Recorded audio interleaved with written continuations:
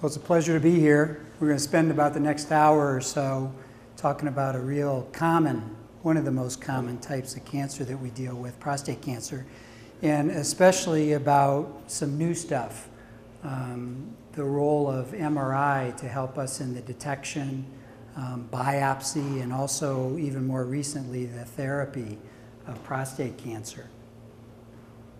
One of the things that didn't get mentioned in the introduction that you may or may not know about me is I spent about 13 years in the U.S. Air Force.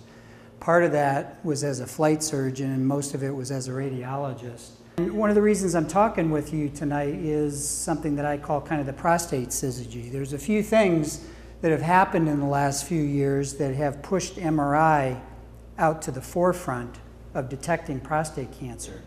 So one of those things is the emergence of a new type of MRI. It's called multiparametric MRI, and we'll talk a little bit about that. The second is that there's hardware and software and computers that now allow us to biopsy the prostate gland using MRI guidance. And then the third thing that's lined up is our improved understanding of the natural history of prostate cancer, meaning that we understand better how this cancer behaves. And we'll talk a little bit about that as well.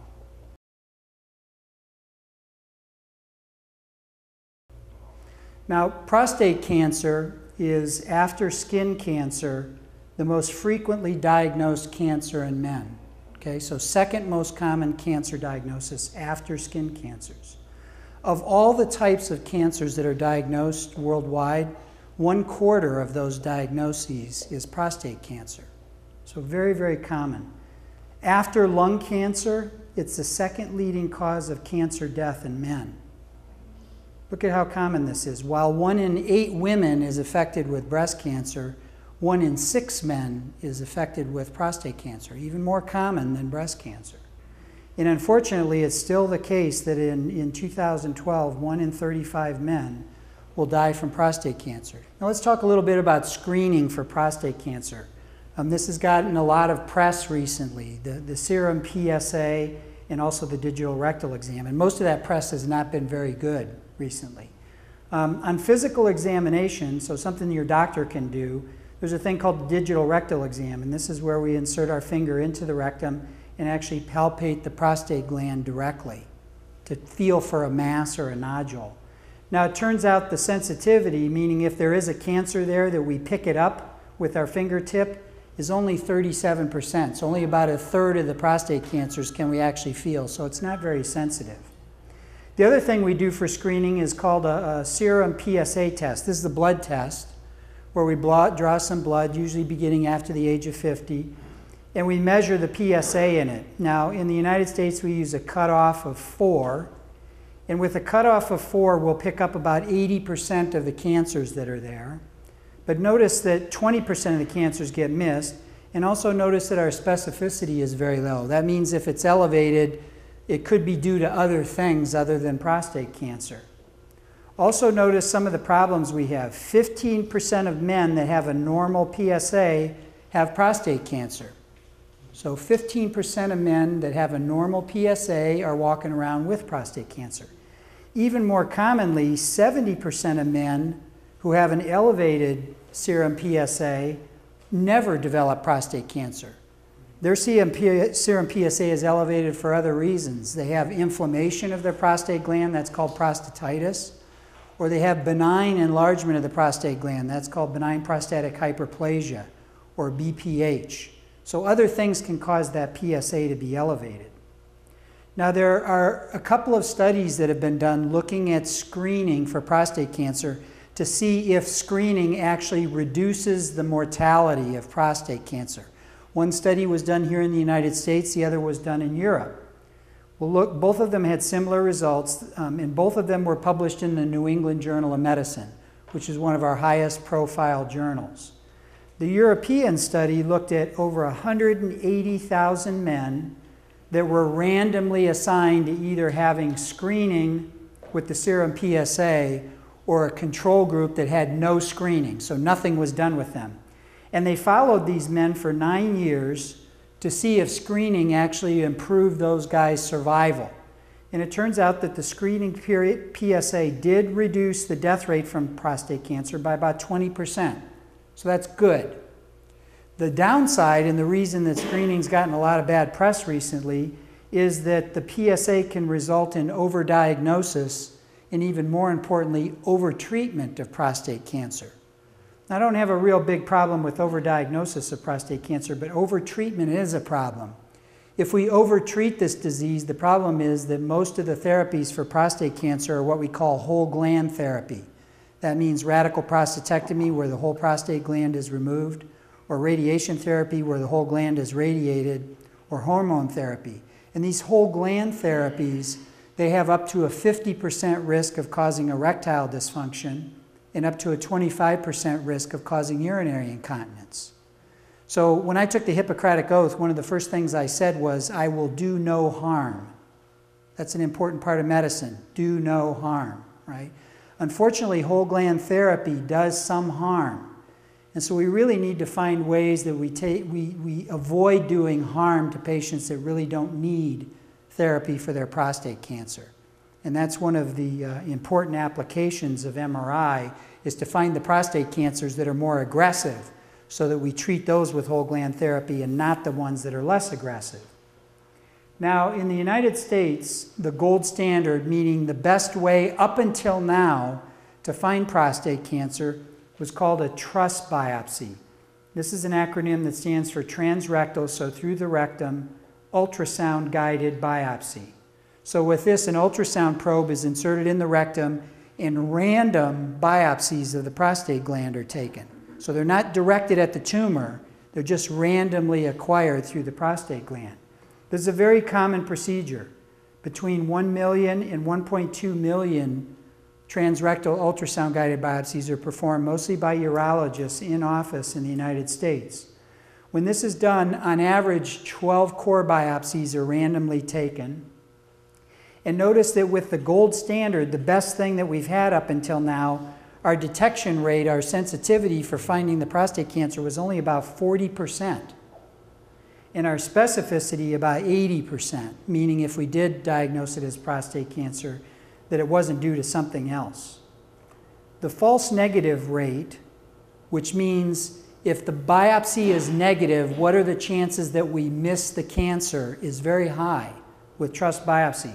30 to 35% of the time, the prostate cancer is missed with the current gold standard, and that's because these biopsies are taken randomly. So there's a sampling error because we just miss the cancer. If the first transrectal ultrasound-guided biopsy is negative and the patient undergoes what's called watchful waiting, which means they're sent out for a year and you let the cancer grow and then they come back and you repeat the transrectal ultrasound-guided biopsy a second time a year later, the tumor is only picked up about 15% of the time, so the yield goes down. And if that's negative and the patient comes back again a year later, again just watching them, watchful waiting or active surveillance, and a third biopsy session is done, notice that only 8% of the time do we detect a prostate cancer. And that's because some of these cancers hide very far away from the rectum in places that are difficult to reach with the biopsy needle when it's done with ultrasound guidance. So no matter how many times you biopsy them, you're not going to find the prostate cancer. This is a schematic showing how the transrectal ultrasound-guided biopsy is done. So this is kind of a cutaway view of the side of a patient. Here's the ultrasound transducer in the rectum, and then using the ultrasound to guide it, needles are placed into the prostate gland just randomly in 12 to 18 locations to biopsy the prostate gland. Now, one of the things that you'll hear commonly about prostate cancer once it's been diagnosed is something called the Gleason score, okay? The higher the Gleason score, the badder the cancer is, okay? So a Gleason score of 10 is a bad actor. It's like golf, okay? The higher the score, the worse things are, okay? So this is the most important biomarker that we have for prostate cancer. It's the most important piece of information, this Gleason score. We only get it from the biopsy. The pathologist looks at it under the microscope and decides what its Gleason score is. It's two numbers, 1 through 5 for the first number. That's the primary cell type that the pathologist sees, and then 1 through 5 for the second number. And then those are added together, those two Gleason grades, to give one number that's the Gleason score. And usually that's going to be between 6 and 10. So what are the problems with the existing gold standard, this transrectal ultrasound-guided biopsy? Well, first of all, important cancers are missed. 30 to 35% of prostate cancers are missed with our current best way of finding them. And the reason for that is that the biopsy needle shown here, because the biopsy is done randomly, can miss a cancer that's sitting very far up anterior, so very close to the patient's urinary bladder, far away from the rectum, okay? So we miss almost a third of these cancers with our current best test. Secondly, clinically insignificant cancers are diagnosed by chance. So because these biopsies are done randomly, we may pick up this Gleason score 6 cancer that will never kill the patient and miss the more aggressive Gleason score 8 cancer that's sitting up here far away from the needle. Then the final problem with the current gold standard is undergrading. So the Gleason score is low just because of a sampling error that we call skimming.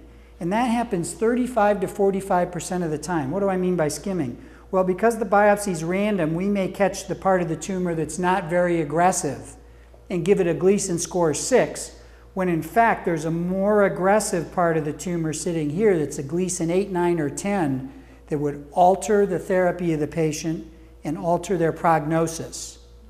So 3 really big problems with our best test.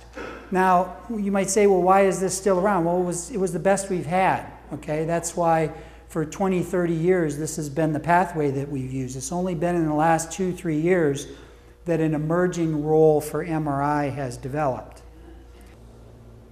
So in 2012, a very, very common problem that the urologist faces is a patient who's got an elevated PSA that's rising and a negative transrectal ultrasound-guided biopsy. Because that patient is sitting there with no diagnosis and real concern that the only reason they have no diagnosis is because of sampling error, that the random biopsy just missed their cancer, which remember happens over a third of the time.